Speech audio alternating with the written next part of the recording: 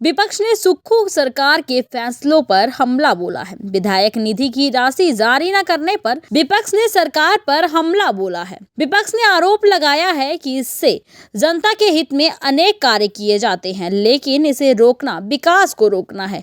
कांग्रेस ने जनता को गारंटियां देकर गुमराह करने का काम किया है। विपक्ष ने सरकार पर कर्ज को लेकर जनता को गुमराह करने के आरोप लगाए हैं। बीजेपी मीडिया से प्रभारी करण नंदा ने कहा कि बीजेपी सरकार में जो हिमाचल शिखर की ओर बढ़ रहा था, उसी अब कांग्रेस सरकार श्रीलंका बनाने की बात कह रही है। विधायक निधि की राशि जारी न करना जनता के कामों पर प्रहार है। कांग्रेस ने बिना सोचे समझे गारंटियां दी हैं, उससे पहले प्रदेश पर हजारों करोड़ों का बोझ पड़ने वाला है। सरकार की वित्तीय देनदारियों को कर्ज नहीं कहा जा सकता। कांग्रेस सरकार कर्ज को लेकर जनता को गुमराह करने का काम कर रही है। पूर्व में बीजेपी की सरकार जब सत्ता में आई थी तो 50,000 करोड़ का कर्ज कांग्रेस की देन थी।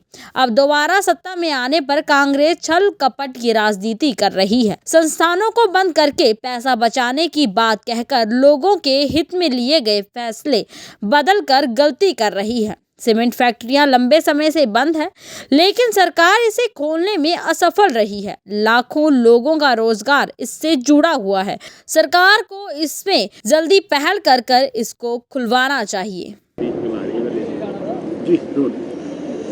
भारतीय जनता पार्टी का मानना ये है कि सुखविंदर सिंह सुक्खू सरकार को अपने अंदर झांक के देखना चाहिए कि उन्होंने किस प्रकार से जो है प्रदेश की आर्थिक स्थिति को बिगाड़ा है।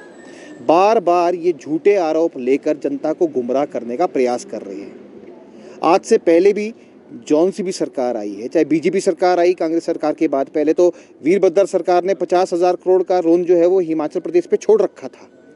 उसके बाद हम बताना चाहते हैं कि भाई 69,000 करोड़ का लोन जो है जब हम गए तब था, पर ये 11,000 करोड़ की एक फिगर जो है ये अतिरिक्त जो है लोन के अंदर जोड़ के जनता को गुमराह करने का प्रयास कर रहे हैं। कोई सी भी सरकार आई है तो उन्होंने टीए, डीए, पेंशन, किस्त जितने भी भुगतान है वो लाइबिलिटी सरकार को उठानी पड़ती है, अपना दायित्व निभाना पड़ता है, पर इन्होंने नहीं किया। ये केवल मात्र जो है ये छल कपट की राजनीति कर रहे हैं। अब देखिए 620 से अतिरिक्त संस्थान बंद हो चुके हैं और 300 से अतिरिक्त स्कूल जो है ये बंद करने की बात कर रहे हैं।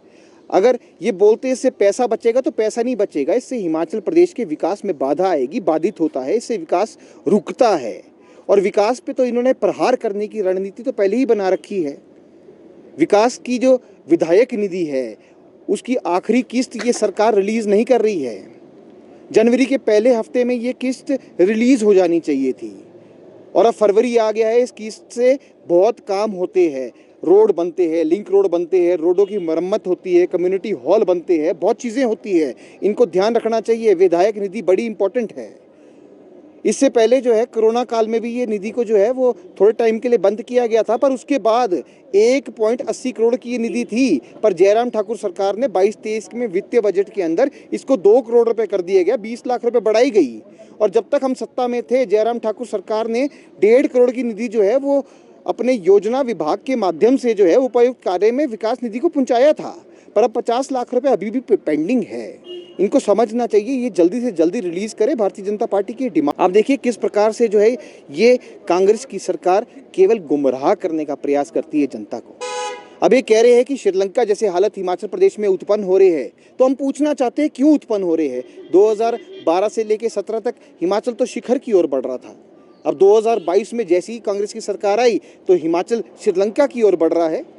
श्रीलंका की ओर क्यों बढ़ रहा है? क्योंकि ऐसी गारंटियां आपने 10 गारंटियां जो है जनता को बीच में आपने रख दी है कि आपको ही पता है कि इसको पूरा करते करते हिमाचल की वित्तीय स्थिति बिगड़ेगी। अगर 10 लाख महिलाओं को 1500 रुपये आप गारंटी दे रहे हैं और उसको आप पूरा शुरू करेंगे तो तकरीबन 1895 करोड़ का खर्चा जो है आपका सालाना वो खड़ा है। इसी प्रकार से 10 योजनाओं को आप लागू करेंगे तो आपका 10,000 करोड़ से अधिक का खर्चा जो है वो आपके आगे खड़ा है। ओपीएस का जो खर्चा है वो 4 साल बाद दिखेगा। ओपीएस की आप बोल रहे हैं कि 80,000 करोड़ रुपए केंद्र से नहीं आए, एनपीएस को बंद किया जाए, कब लागू किया जाए? आपने तो 13 तारीख को जनवरी 13 में जब कैबिनेट में पास कर दिया, पर कहाँ है नोटिफिकेशन? तो आप बोल रहे हैं कि छत्तीसगढ़ की नोटिफिकेशन का इंतजार है, पर छत्तीसगढ़ ने तो नोटिफिकेशन निकाल दी, पर उसको भी पढ़ के आपसे नहीं हो पा रहा है। अब आप जो है लीगल डिपार्टमेंट को भेज रहे हैं, उस पर राय मांग रहे हैं। आपको पता है कि ओपीएस देना घातक है। आर्थिक सलाहकार कौन है आपका वो हमें नहीं पता। हम आपका अर्थशास्त्री से पूछना चाहते हैं कि कहाँ का ये सरकार का एक नई रीत शुरू होगी है कि लोन के अंदर खर्चों को जोड़ के जनता के आगे बताना कि इतना लोन सरकार के ऊपर है। ऐसा नहीं है, लोन अलग होता है, लायबिलिटीज़ अलग होती है, और सभी सरकार को लायबिलिटीज़ देने की दायित्व का निर्वहन करना चाहिए, उससे दौड़ना नहीं चाहिए। आप दौड़ने का प्रयास कर रहे हैं। आप बोल रहे हैं 4 साल लगेंगे ऐसी स्थिति से निकलने के लिए, तो 4 साल बाद तो सरकार का रुखसत होने का समय आ जाएगा। जनता तो इंतजार कर रही है गारंटियों की भी, और इंतजार कर रही है आपके जाने का भी। मैं आपके सामने एक और मुद्दा लाना चाहता हूँ। सीमेंट फैक्ट्री है, बंद पड़ी है। 104 करोड़ का तो सीमेंट बिक्री से घाटा हो गया है।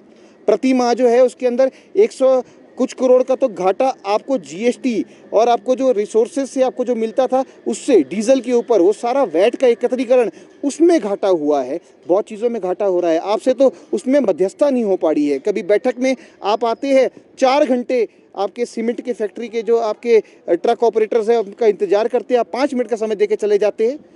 तो क्या बीतरी होगी उन लोगों के ऊपर। ये ज्वलंत मुद्दे हैं प्रदेश के। इसको सरकार को जो है आपातकालीन परिस्थितियों की तरह इनको डील करना चाहिए और जल्दी से जल्दी इनका समाधान निकालना चाहिए।